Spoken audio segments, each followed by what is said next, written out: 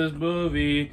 Then the very next day, I made this review. Hello, my beautiful people. It's Christmas time, as you can tell by the Christmas Funko Pops. Today, we're gonna look at the new Christmas movie from Netflix. It's called That Christmas. As in, that Christmas. You know, that Christmas. So, this movie was actually made by the same writer as Love Actually. And that's probably the best way to describe this movie. Love Actually for kids. I mean, for Christ's sake, they even show clips from Love Actually in the film. Which, interesting movie to show your children every Christmas. Alright, this is a true story. Last year, my family and I decided to watch Love Actually around Christmas time. Because it was a Christmas classic that none of us have ever seen before. We were like, heck yeah, let's give that one a watch. R rating, what could be so bad, you know? But then the sex scene showed up. And we were like, this is too damn awkward to watch with the family, so we're just gonna not do that. And so I have never watched Love Actually all the way through. I should probably get around to doing that because it is regarded as such a Christmas classic. That was a really awkward moment.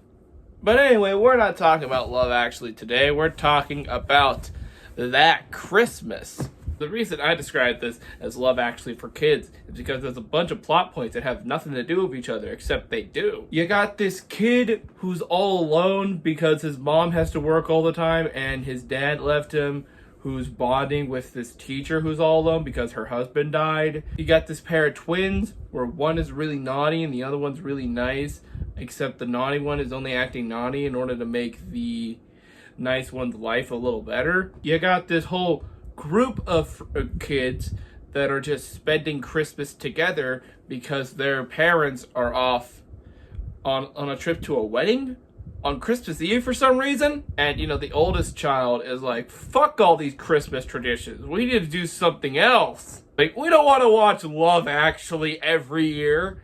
Seriously, why the fuck are you showing children Love Actually? To mention, the parents have their own plot where they get in a fucking car accident and almost die on a blizzard.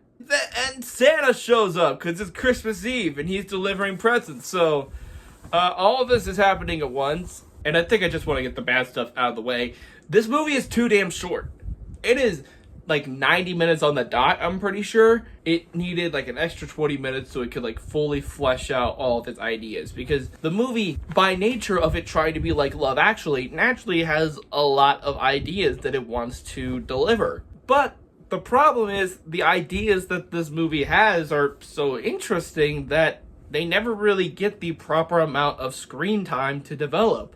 You could probably make your own little hour-long with commercial special of the kid who is spending time with the teacher, or the parents trapped in the car, or anything like that. But the fact that they're all mumbled together into this singular film means that they don't get the proper amount of time that they need to develop. I just think that this film would have greatly benefited from an extra 20 minutes, because I feel like if they had those extra 20 minutes to fully develop all of its ideas, then this probably would have become a Christmas classic in the same leagues as Love Actually. And you can tell that they want to be a Christmas classic so hard, because all of the components to make a Christmas classic are there. It's got some good Christmas morals, the animation's really beautiful, has a nice Christmassy score, it has an Ed Sheeran song for some reason, plus the animation is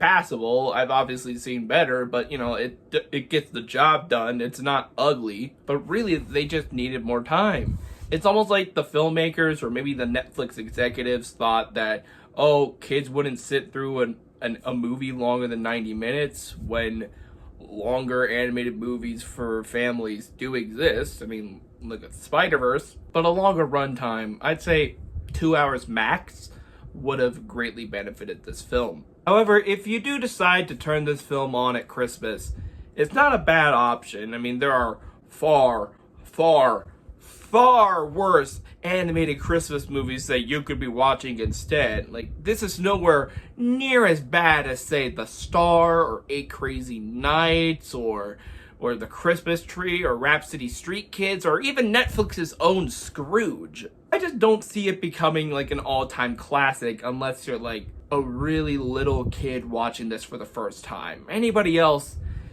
it's just one of the films you put on the background at a Christmas party or something, if that. And my friends, that is it for the Christmas Toon Talks and Theater Talks of 2024.